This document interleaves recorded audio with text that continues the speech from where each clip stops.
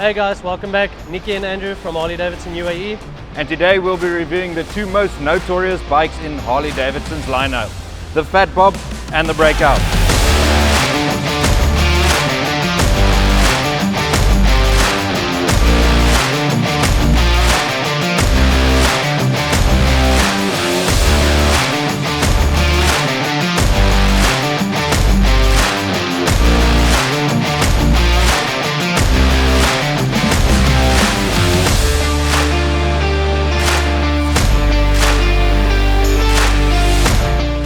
So guys, just got back from our rides with the Breakout and the Fatbob. And Andrew, what do you think?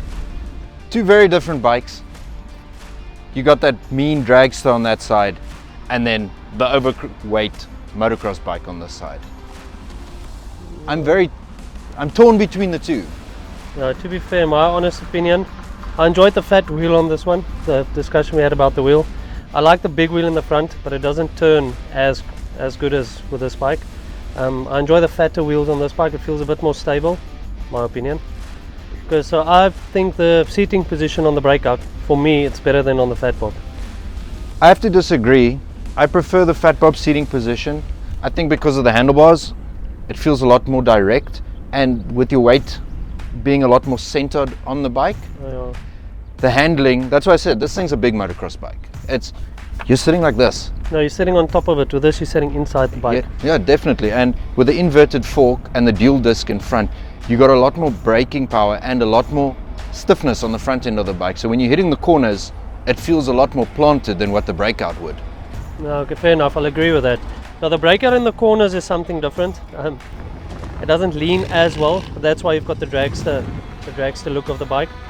But in all fairness, the bike is doing really well. Like, I enjoyed the ride. Yeah, It's a very easy ride. Smooth. The power delivery is amazing from the 114. You've also got the 114. What's it like in that bike?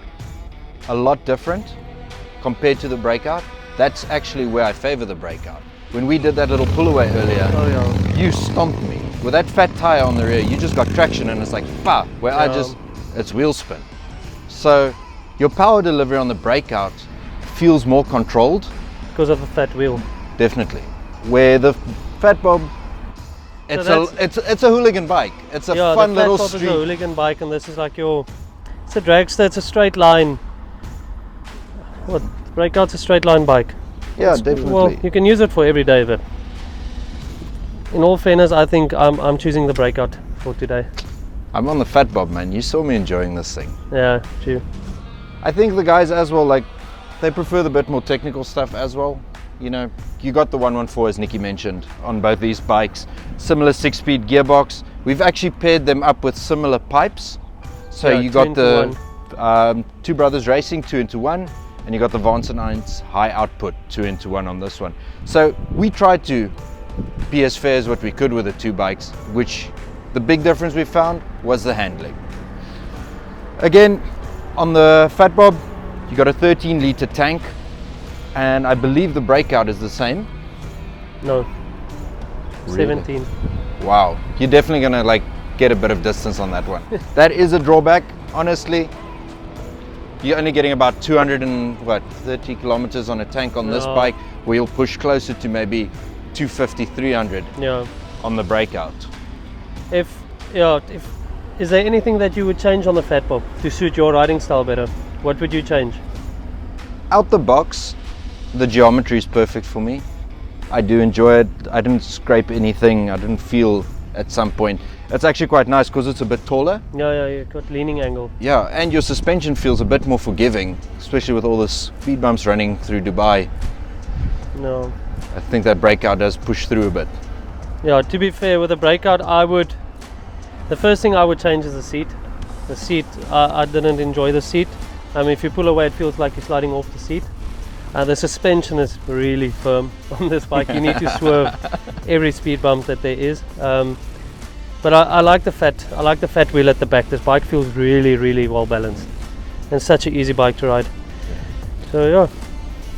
As well, nice. They both feature ABS, LED lighting all around.